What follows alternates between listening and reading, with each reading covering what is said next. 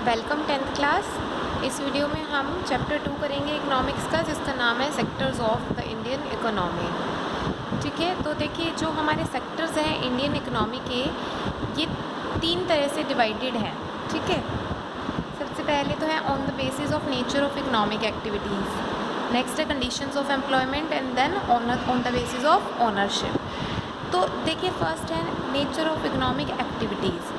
Economic activities कौन सी activities होती हैं, यानी कि जिन एक्टिविटीज़ से हमें कोई ना कोई प्रॉफिट मिलता है वो हमारी इकोनॉमिक एक्टिविटीज़ होती हैं।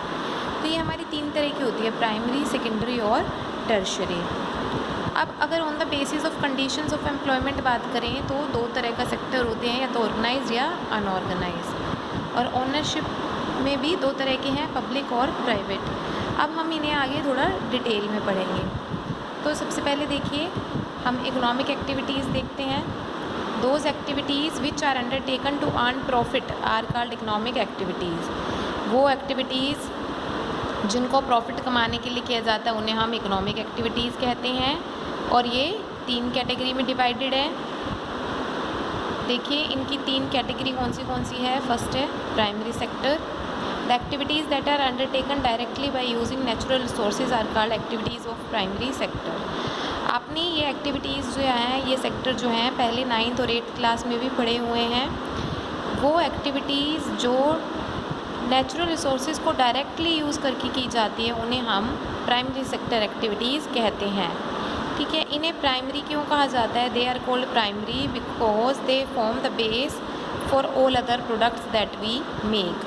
इन्हें प्राइमरी इसलिए कहा जाता है क्योंकि ये बेस बनाती है और दूसरे प्रोडक्ट्स का जो भी हम आगे बनाएंगे। ठीक है, मतलब कि हमें जो रॉ मटेरियल है वो प्राइमरी सेक्टर प्रोवाइड करता है। जैसे कि मान लीजिए अगर हम बात करते हैं कोई शर्ट की, ठीक है, तो शर्ट कॉटन की शर्ट है तो हमें कॉटन कहाँ से मिलेगी? कॉटन एग्रीकल्चर से मिलेगी, और एग्रीकल्चर एक एक्टिविटी है प्राइमरी सेक्टर की। ठीक है, तो ये जो रॉ मटेरियल हमें प्रोवाइड किया वो प्राइमरी सेक्टर ने किया। प्राइमरी सेक्टर जो है वो बेस बना, और हमने डायरेक्टली जो नेचुरल रिसोर्सेज हैं वो प्राइमरी सेक्टर से लिए हैं। इसके एग्जांपल देखिए, agriculture, dairy, forestry, fishing, mining etcetera. It is also known as agriculture and allied sector. ये इसके एग्जाम्पल्स हैं, और इसको एग्रीकल्चर एंड अलाइड सेक्टर के नाम से भी जाना जाता है। दैन हमारा सेकेंडरी सेक्टर है। The activities which includes the transformation of natural products into finished goods are called activities of secondary sector. वो एक्टिविटीज़ जिनमें नेचुरल रिसोर्सेज को फिनिश्ड गुड्स में चेंज कर दिया जाता है वो सेकेंडरी सेक्टर की एक्टिविटीज़ हैं। These activities are followed by the activities of primary sector. ये सेक्टर की एक्टिविटीज़ जो हैं वो प्राइमरी सेक्टर की एक्टिविटीज़ के बाद ही की जाती हैं। जैसे कि एग्ज़ाम्पल हो गया हमारा मैन्युफैक्चरिंग का, कंस्ट्रक्शन। तो जैसे अभी मैंने एग्ज़ाम्पल दिया था, देखिए मैन्युफैक्चरिंग सेकेंडरी सेक्टर में की जा रही है, शर्ट जो है वो सेकेंडरी सेक्टर में बनाई जा रही है। तो ये कब, शर्ट को कब बनी? जब कॉटन प्रोड्यूस हुई ना, तो कॉटन के बाद ही कॉटन की शर्ट बनेगी। तो कॉटन जो है वो प्राइमरी सेक्टर का काम था, कॉटन उगाना, और उससे शर्ट बनाना सेकेंडरी सेक्टर का। It is also known as industrial sector. इसको इंडस्ट्रियल सेक्टर के नाम से भी जाना जाता है। थर्ड सेक्टर है हमारा tertiary sector. This sector does not produce goods but provide services to the other 2 sectors. देखिए ये सेक्टर जो है वो गुड्स प्रोड्यूस नहीं करता है, लेकिन ये सर्विसेज प्रोवाइड करता है बाकी दोनों सेक्टर को। कौन से दोनों सेक्टर? प्राइमरी एंड सेकेंडरी को। It acts as a support to primary and secondary sector. ये प्राइमरी और सेकेंडरी सेक्टर के लिए एक सपोर्ट की तरह काम करता है। जैसे कि transportation, communication, storage, banking, warehousing, ये टर्शरी सेक्टर की एक्टिविटीज़ हैं। तो देखिए ये सपोर्ट की तरह काम कैसे कर रहा है। तो अगर हम कॉटन शर्ट का ही एग्जांपल फिर से लेते हैं, तो पहले कॉटन उगाई गई प्राइमरी सेक्टर में, फिर कॉटन से शर्ट बनाई गई सेकेंडरी सेक्टर में। अब ये कॉटन शर्ट को आगे ट्रांसपोर्ट भी किया जाएगा ना, इसको आगे भेजा भी जाएगा, मार्केटिंग भी की जाएगी, इसकी सेलिंग परचेजिंग भी की जाएगी, जिसके लिए हमें ट्रांसपोर्टेशन की ज़रूरत पड़ेगी, कम्युनिकेशन की ज़रूरत पड़ेगी, गोडाउन स्टोरेज की ज़रूरत पड़ती है। ठीक है, फाइनेंस की पैसे की ज़रूरत पड़ेगी, तो बैंकिंग की ज़रूरत पड़ेगी आपको। तो ये सारी चीज़ों की ज़रूरत पड़ती है। तो ये एक्टिविटीज़ टर्शरी सेक्टर प्रोवाइड करता है, और ये इस तरह से सपोर्ट की तरह काम कर रहा है। because this sector provides services, therefore because this sector provides services rather than goods, therefore it is also known as service sector. क्योंकि ये गुड्स प्रोड्यूस नहीं करता और सर्विसेज प्रोवाइड करता है, इसलिए इसको हम सर्विस सेक्टर भी कहते हैं। नेक्स्ट टॉपिक है हमारा reasons for rising importance of tertiary sector in production. अब देखिए ये तीनों ही सेक्टर्स में सबसे ज़्यादा जो इम्पोर्टेंस है वो किसकी, सबसे ज़्यादा इम्पोर्टेंस किसकी है, वो है टर्शियरी सेक्टर की। मतलब टर्शियरी सेक्टर जो है वो अब बढ़ता जा रहा है, ठीक है, ग्रोथ करता जा रहा है, डेवलपमेंट करता जा रहा है। तो इसका क्या कारण है कि सबसे ज़्यादा ग्रोथ जो है वो टर्शियरी सेक्टर में हो पा रही है? तो इसके कारण है, देखिए, in any country the basic services like banking, hospitals, communication etcetera are required.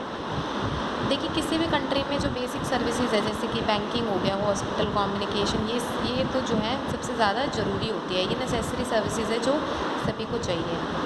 The development of industrial and agricultural sector leads to the development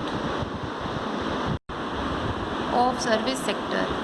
Greater the development of primary and secondary sector, more would be the demand of services like storage, communication, trade, transportation, etc. तो देखिए primary और secondary sector में जितनी ज़्यादा development होगी ना, उसके कारण सर्विस सेक्टर में भी डेवलपमेंट होगी, ठीक है। क्यों होगा ऐसा? क्योंकि देखिए जितने भी गुड्स जो हैं वो प्रोड्यूस होते रहेंगे, तो अगर गुड्स प्रोड्यूस होंगे तो उनको स्टोर करने की भी ज़रूरत पड़ेगी, ठीक है, उनको सेल परचेज़ करने की भी ज़रूरत पड़ेगी, उनके लिए ट्रांसपोर्टेशन की ज़रूरत पड़ेगी, कम्युनिकेशन की, बैंकिंग की, इन सभी चीज़ों की ज़रूरत आपको पड़ेगी। तो जितना ही प्राइमरी और सेकेंडरी सेक्टर बढ़ते जाएंगे, जितने ही एग्रीकल्चरल, इंडस्ट्रियल सेक्टर बढ़ते जाएंगे, उतना ही सर्विस सेक्टर डिमांड में ज़्यादा आएगा, उसकी सर्विसेज की ज़रूरत ज़्यादा पड़ेगी। Next, when income rises people start demanding more services like restaurant, tourism, education etcetera.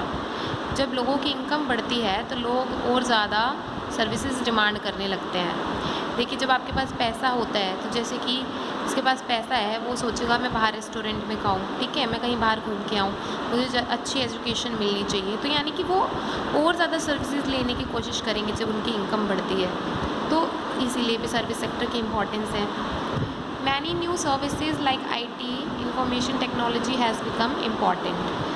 तो कुछ और सर्विसेज जैसे कि इंफॉर्मेशन टेक्नोलॉजी है, हमारा कंप्यूटर, इंटरनेट से रिलेटेड ये जो सर्विसेज हैं आज के टाइम पे ये बहुत ज़्यादा जो है डिमांड में बहुत ज़्यादा बढ़ चुकी हैं। तो ये सारे कारण हैं कि टर्शियरी सेक्टर की इम्पोर्टेंस जो है वो ज़्यादा बढ़ती जा रही है आने वाले टाइम के साथ साथ। इसके बाद एक पॉइंट है, देखिए, more people are employed in primary sector. देखा जाए तो एम्प्लॉयमेंट जो है ज़्यादा वो प्राइमरी सेक्टर प्रोवाइड कर रहा है, अगर हम डाटा के अकॉर्डिंग बात करें। Even than there is a greater share of tertiary sector in the GDP of the country. उसके बावजूद भी पर GDP ज़्यादा किसका है? GDP जो है वो टर्शियरी सेक्टर का ज़्यादा है, ठीक है। ग्रॉस डेवलपमेंट प्रोडक्ट जो है वो किसका ज़्यादा है? वो टर्शियरी सेक्टर का है। तो इसका कारण क्या है कि इतनी एम्प्लॉयमेंट होने के बाद भी GDP ज़्यादा नहीं है? इसका कारण क्या है कि जो एम्प्लॉयमेंट है प्राइमरी सेक्टर में वो सारी डिस्गाइज्ड अनएम्प्लॉयमेंट है, ठीक है। वहाँ पर जो है ज़रूरत से ज़्यादा लोग काम कर रहे हैं, तो इसलिए वहाँ पर ये दिखता है कि एम्प्लॉयमेंट है, लेकिन वो लोग इतना प्रोडक्शन ही नहीं कर पा रहे जितने एम्प्लॉयमेंट है वहाँ पर, ठीक है, क्योंकि ज़रूरत से ज़्यादा लोग होंगे तो प्रोडक्शन वो उससे ज़्यादा नहीं कर पाएंगे, उससे कम लोग होंगे तो भी प्रोडक्शन उतना ही रहेगा, ज़्यादा लोगों के होने से प्रोडक्शन नहीं बढ़ेगा। तो ये कारण है कि ज़्यादा से ज़्यादा कंट्रीब्यूट जो है वो टर्शियरी सेक्टर कर रहे हैं GDP में, ना कि प्राइमरी सेक्टर। बेशक से एम्प्लॉयमेंट प्राइमरी सेक्टर में ज़्यादा है, क्योंकि एक्चुअली में वो एम्प्लॉयमेंट है ही नहीं, वो तो डिस्गाइज्ड अनएम्प्लॉयमेंट है। ओके, अब एक और टॉपिक है हमारा, नेक्स्ट है नरेगा, ठीक है। नरेगा एक स्कीम है जो कि गवर्नमेंट के द्वारा चलाई गई है एम्प्लॉयमेंट बढ़ाने के लिए। तो नरेगा की फुल फॉर्म है national rural employment guarantee act, और ये 2005 में लॉन्च की गई थी, ठीक है। और इसका जो अब नेम है वो चेंज भी कर दिया गया है, इसको MGNREGA भी बोलते हैं, Mahatma Gandhi national rural employment guarantee act. तो दोनों सेम ही हैं, ये बस वो नेम चेंज कर दिया गया है। तो नरेगा के बारे में हम देखेंगे, इस स्कीम के अंडर क्या है, all those who are able to and are in need of work are guaranteed 100 days of employment in a year by the government. वो सभी लोग जो काम करने के इच्छुक हैं और ज़रूरत है उन्हें काम करने की, वो कर भी सकते हैं, काम करने में समर्थ हैं, उनको 100 दिन की जो है एम्प्लॉयमेंट प्रोवाइड की जाती है। 100 दिन के लिए उनको मजदूरी या फिर कुछ भी काम दे दिया जाता है सरकार के द्वारा।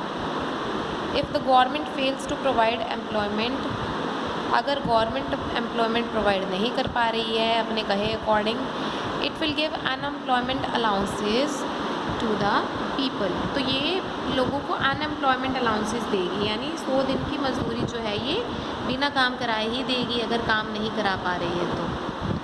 This act was made under the law of right to work. इस एक्ट को जो है राइट टू वर्क के अंडर जो है बनाया गया था। ठीक है।